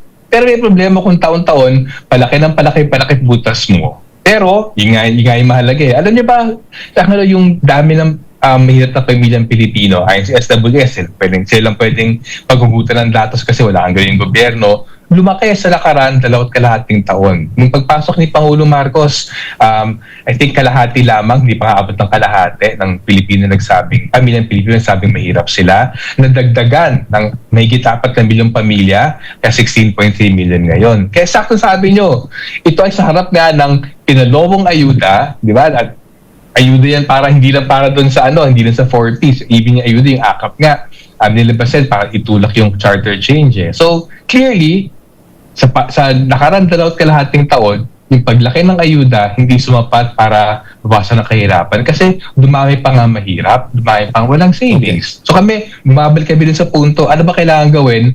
Bigyan ng trabaho. Trabaho na disente yung kita, trabaho na may benepisyo, trabaho sa ating sariling bansa. Kaya nabagay si Trump, yun ang hindi ginagawa natalo pa ni Trump si Pangulong Marcos. I mean, sabi nila, si Trump, parang tinitili lang yan. Pero si Trump may patakaran, protect ang lokal na ekonomiya ng Estados Unidos. Ito, industrial power na yan, di ba? Pero kung naisip ng Estados Unidos na bigyan ng subsidyo yung Amerikanong industriya, yung Pilipinas pa kaya na wala talagang Pilipino industriya. Kailangan talaga suporta ng gobyerno. Okay, sabi niyo trabaho. Saan manggagaling nga yung trabaho? Ayun, sobrang simple lang. Nabanggit ko kanina, yung mga pang-highway na post-harvest facilities natin, isang basic yon. Kung hindi maging produktibo yung agrikultura, kung mananatili nga na ganyang katrasado, hindi siya magdilika ng malaking produksyon at hindi na siya magdilika ng sapat na trabaho. So una, step 1 talaga dyan, palaguin ang agrikultura, hindi yung bawasan ng budget para sa kanya.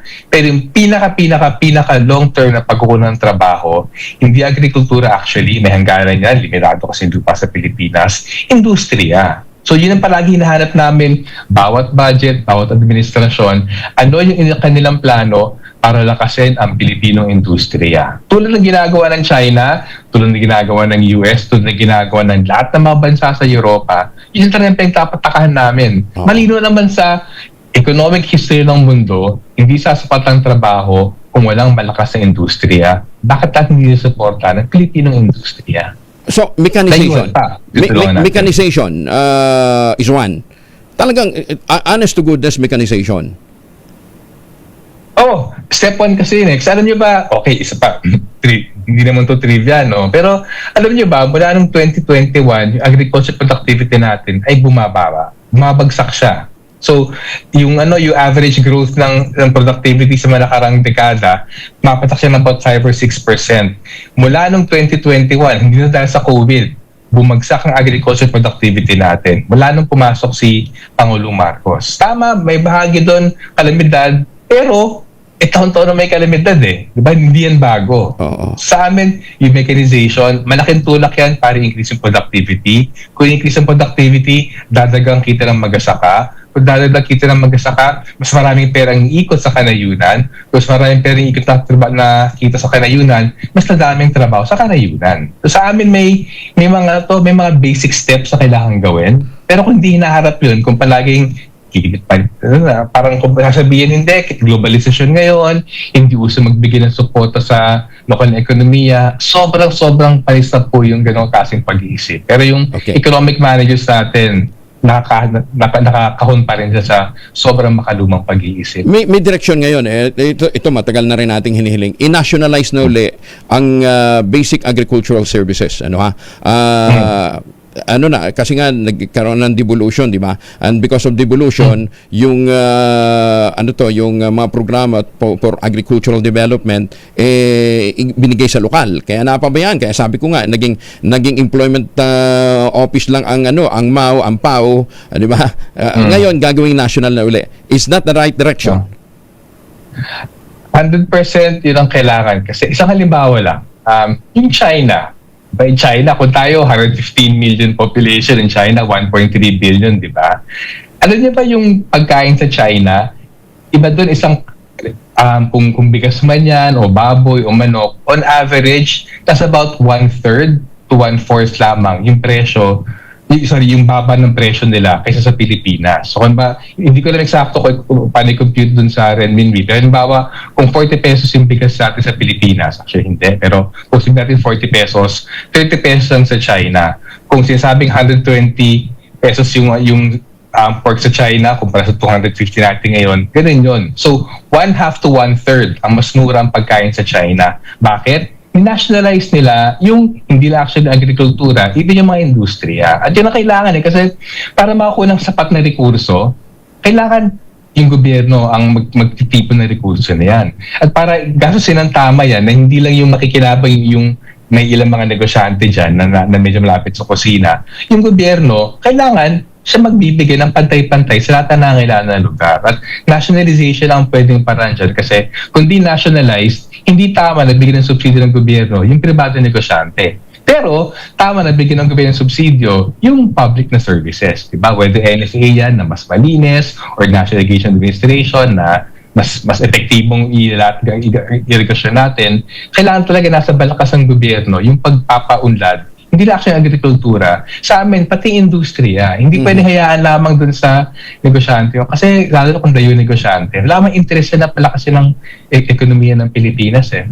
Sir Sunny, thank you for joining us and sharing those wisdom. Salamat po. Magandang umaga. Sige, magandang umaga. Ingat po. Merry Christmas po. Maraming salamat. Sige, Sunny Africa, ang Executive Director ng Ibon Foundation. O yan yun ang tamang direksyon. I-nationalize na natin uli ang agricultural services. Ang Pilipinas po isang agricultural country. Hindi ho naman tayo Hindi ho naman tayo industrialized country pa ho na. Palalakasin natin ang iba't ibang mga industriya. Pero palakasin muna natin yung source ho ng ating mga raw materials. Kaya tama, ibalik ho sa national government yung pong mga basic services para mapalakas ang sektor ng agrikultura. Di ba? Yun yung tamang direksyon. At saka yun ho yung dapat na ito ho naman nanggaling na rin ho sa Pangulo. Ang sabi niya, isa yan sa mga magiging priority program ng darating o sa darating na taon.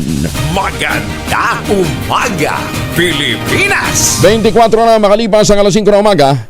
Umaga, Pilipinas! 28 na makalipas ang alas 5 na umaga. Huwag kalimutan na kung may mga importante tayong lakad ha. Dalawang formulation ng family alcohol na pwede natin baunin. Proteksyon ng pamilya laban po sa mikrobyo. Yung family 70% isopropyl alcohol, specially prepared for clinics, hospital, pharmacies, laboratories, pero okay na okay din po yan sa mga households. Very effective sa disinfection at sterilization. Ganyan ang bagsik ng family 70% isopropyl alcohol. Maghapon man natin gamitin, no problem. Hindi po manuno yung ating mga kamay dahil meron po itong moisturizer. Yun namang mabangong family rubbing compound improvement cologne. Ayun po yung mabangong isopropyl alcohol na ginagamit po ng mga masahista, mga barbero, mga doktor, mga nurse, mga komadrona for sponge, bathing, and other cleansing purposes. Family rubbing alcohol parang DCRH subok na sa mahabang panahon. Mabibili sa namang butik at convenience stores nationwide. Family rubbing alcohol, hindi lang pampamilya, pang sports pa. Panalo ang Pasko sa DZRH. Dahil sa Pasko Panalo, mas malakas promo.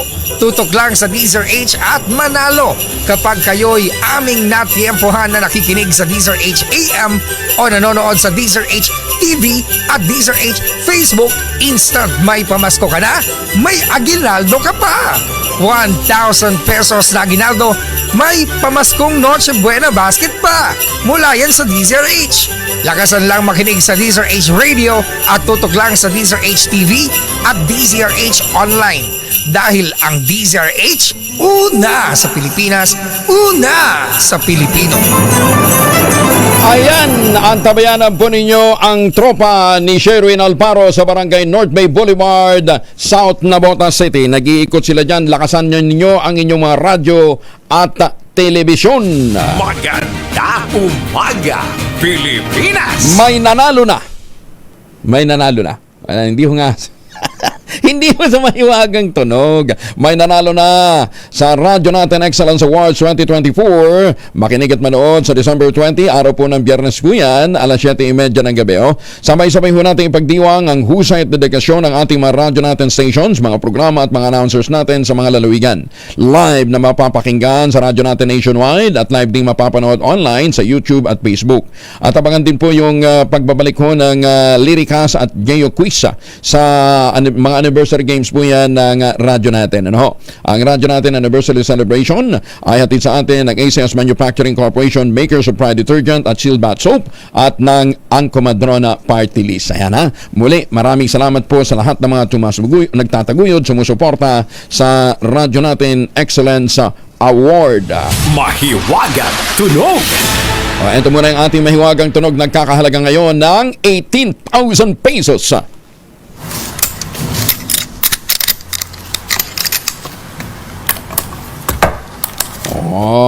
Yan ha.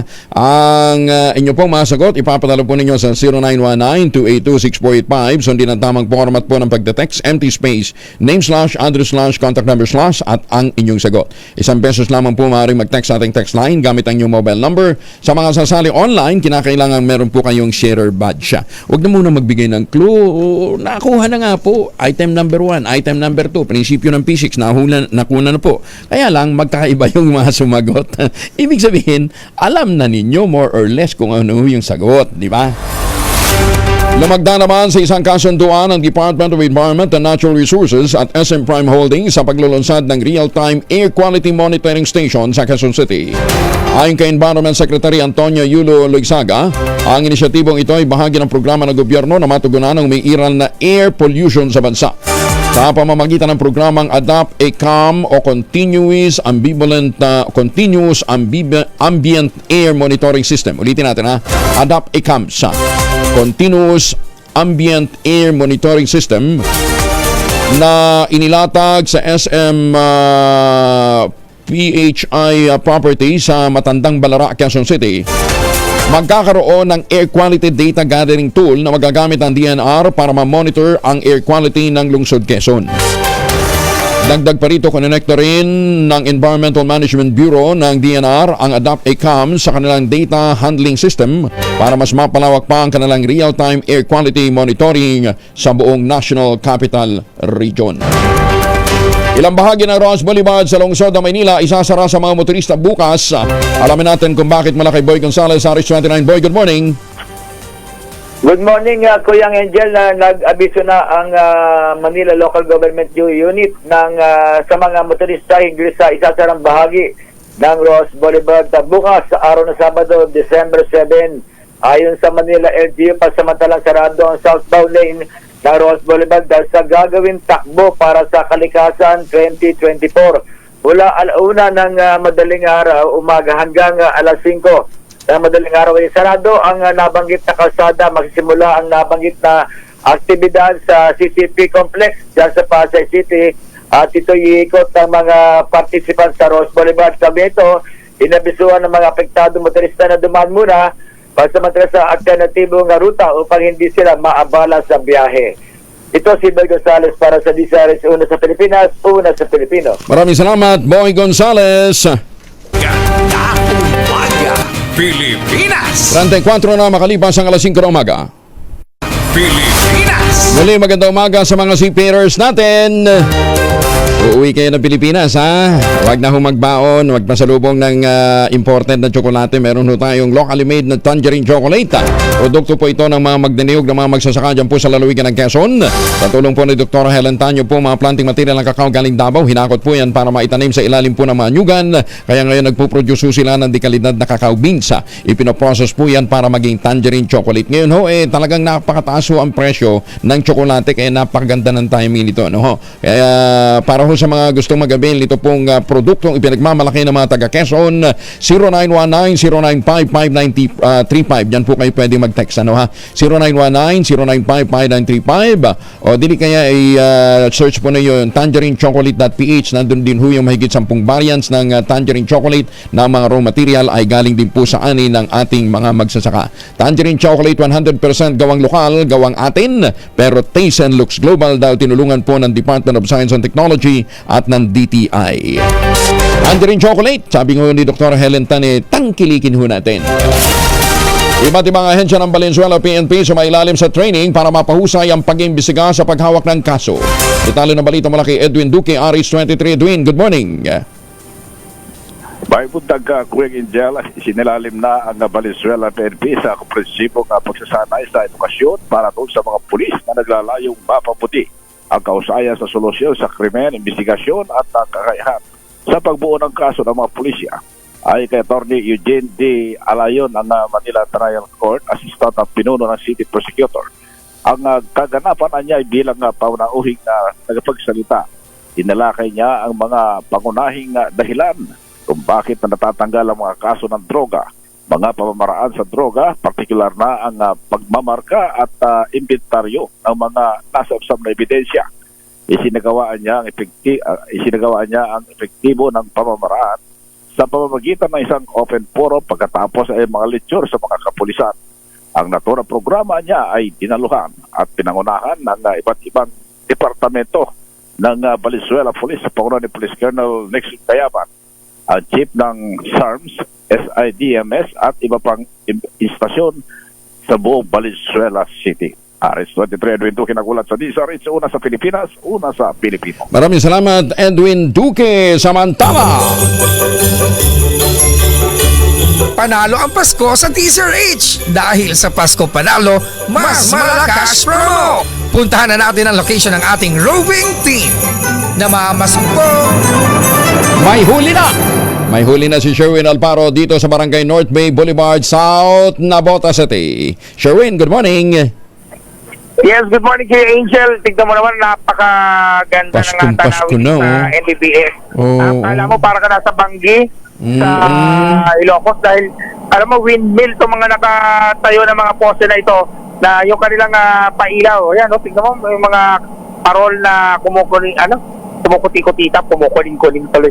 Kumukuti-kutitap din sa barangay NBBS sa Nabotas. Pero talagang ramdam na ang Pasko dahil handa na ang mga barangay natin dito sa barangay NBBS dahil pwede na ang handaan. May mga hotdog na, ano to, handa pa to sa Pasko?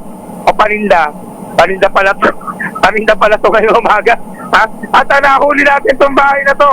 Si nanay na, ayun, nakasakas ang radyo kahit may natutulog pa mga bata. Nanay, dito ka sa harap. Yung pangalan na po. Estelita po. Estelita Balan.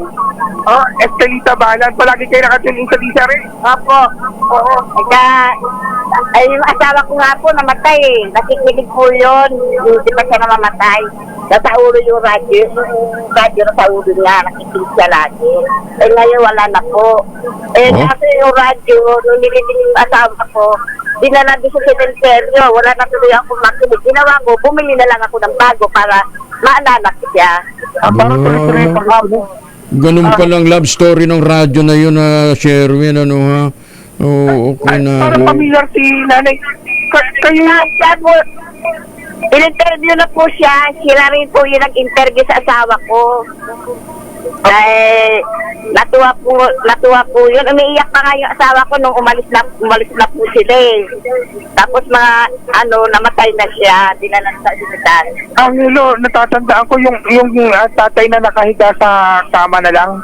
Ay, oo. Sa looban noon. Oo.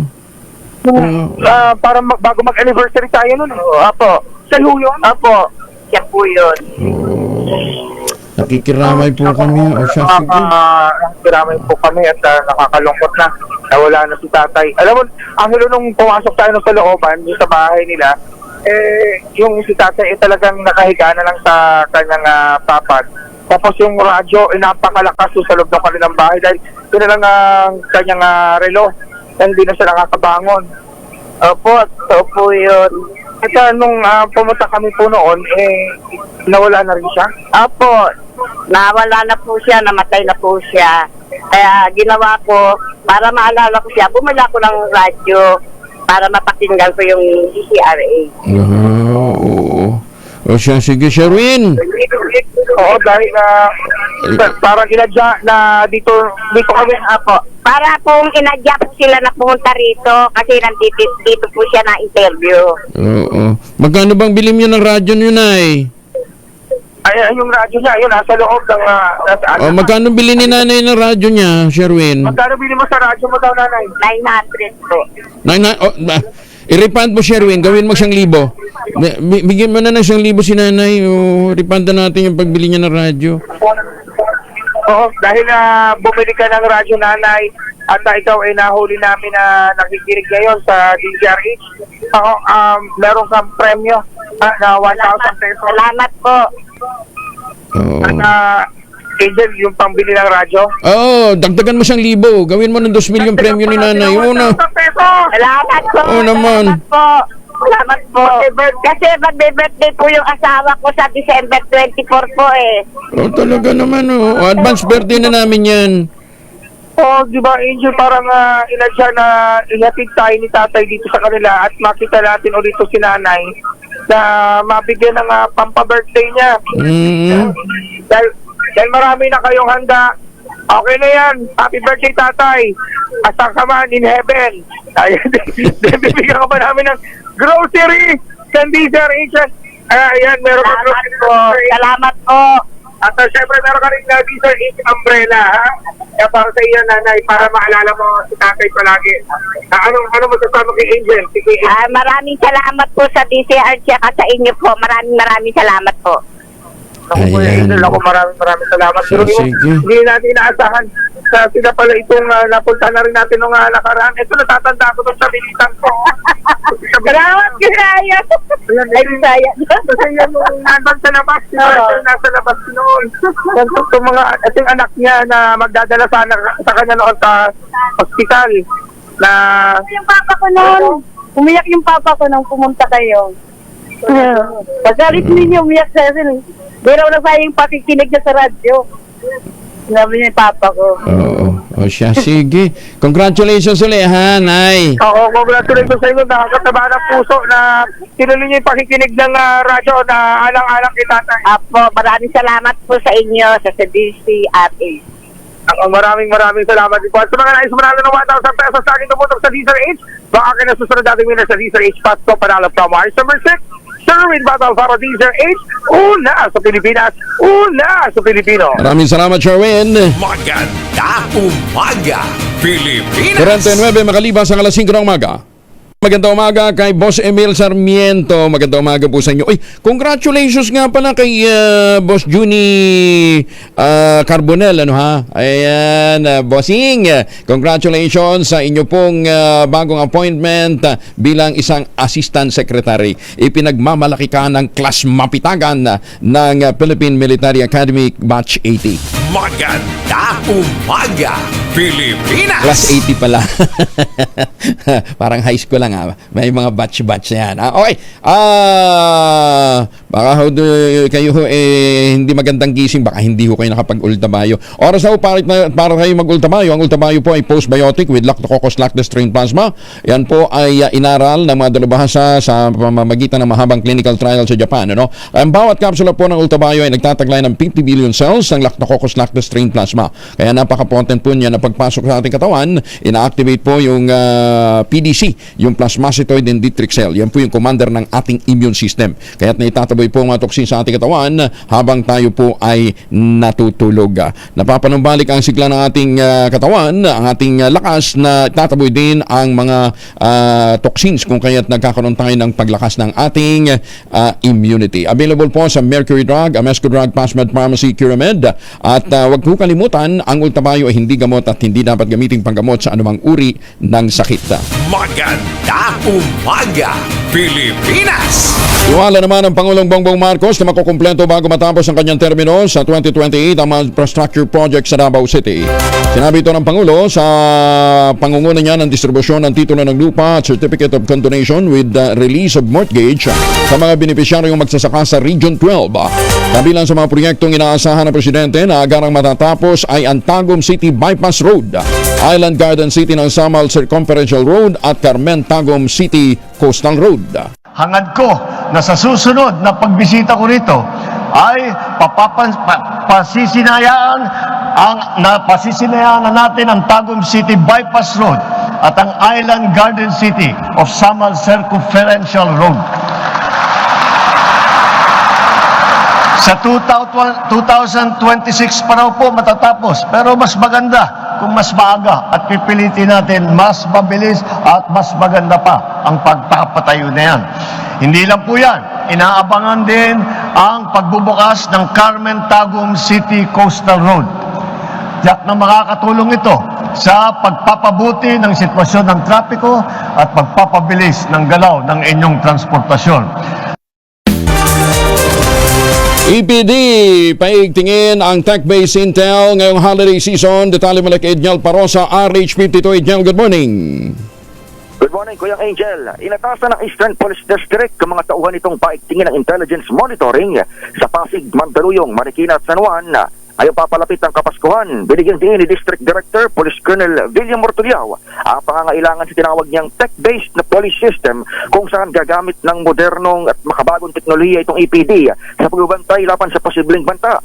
Ginawa ni Tuliao ang direktiba sa harap ng sunod-sunod na event ngayong buwan gaya ng Pasko, anibersaryo ng CPP-NPA at pagpapalit ng taon. Utos si Tuliao sa mga chiefs of police, mas maging agresibo rin sa information campaign kung paano makaiwas sa krimen. Magpapakalat mahigit sa 1,600 tauhan ng EPD sa buong Metro East para tumao sa mga pampublikong lugar sa buong holiday season. Ito si Edniel Parosa, nag-uulat para sa DZRH.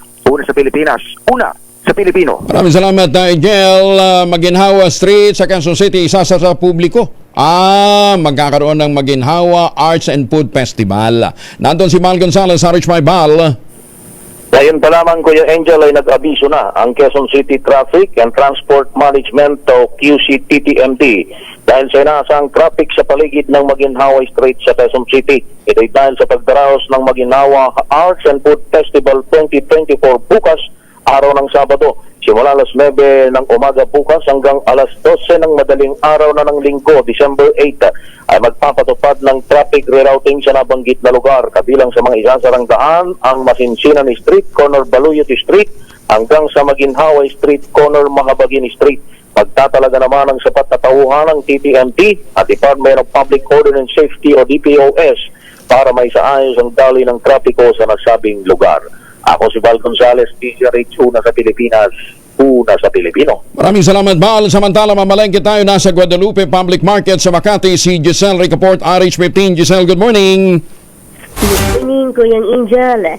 Sumipa ng mula sa 230 hanggang 260 pesos ang kada kilo ng bangus dito sa Guadalupe Public Market sa Makati City. Ayon sa mga vendor, mahal yan kumpara sa normal na presyuhan na 180 kada kilo lamang. Idinahil nila ang kakulangan daw ng supply mula sa Dagupan City, kaya pinangangambahan umanong tumaas pa ang presyuhan habang papalapit ng Pasko at Bagong Taon.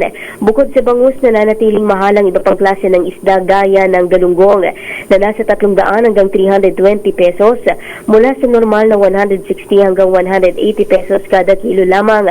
Ang dalagang bukid nasa 320 pesos ang kada kilo mula sa 280 pesos kada kilo noon. Ang tilapia naman naglalaro ng mula sa 100 hanggang 120 pesos ang kada kilo mula sa dating 85 pesos. Ang torsilyo 180 hanggang 200 ang kada kilo mula sa 150 pesos. Mahal din sa 350 pesos ang bisugo mula sa 280 pesos, habang ang dilis naman 120 pesos ang kada kilo mula sa dating 60 kada kilo lamang. Ang tambakol 200 na ang kada kilo ngayon mula sa dating 90 hanggang 120 pesos kada kilo. Ang hiwas naman mabibili ngayon sa 200 mula sa dating 180 pesos kada kilo, habang ang bangsi o flying fish 200 din ang kada kilo. 200 naman yung tawilis mula sa 150 pesos kada kilo, habang yung tamban 140 pesos kada kilo at yung salay ginto 240 pesos hanggang 280 pesos ang kada kilo ngayon. Ito si Giselle Ricafort para sa DZRH, una sa Pilipinas, una sa Pilipino. Maraming salamat, Giselle. At muli, magandang umaga po sa mga suki natin dyan sa South Korea. Baka kayo naghahanap na magandang mabibiling opportunity dito sa Pilipinas, mabibiling bahay. St. Monique Balay, the most prestigious project sa Binangonan, Rizal. Napakalapit lamang ho yan sa Metro Manila. Meron ho silang model townhouse, yung Bianca, 2-story townhouse ho yan, na merong balcony, tapos may 2 hanggang 3 bedrooms. Pwede nyo ma-avail through Pag-ibig Financing at less than 20,000 pesos monthly at payable in 30 years. Tawag na po kayo sa 0917-719-7908. Naku, mag-weekend, magandang mag-tripping ho ngayon, ha? St. Monique Balay, the most prestigious project sa Binangonan, Rizal. Yun bang tipong naghahanap ka ng magandang inspirasyon sa araw, sa umaga, pagkagising ho ninyo? Punta ka ng balkon, malamig na simoy ng hangin at magandang tanawin ang sasalubong sa inyo.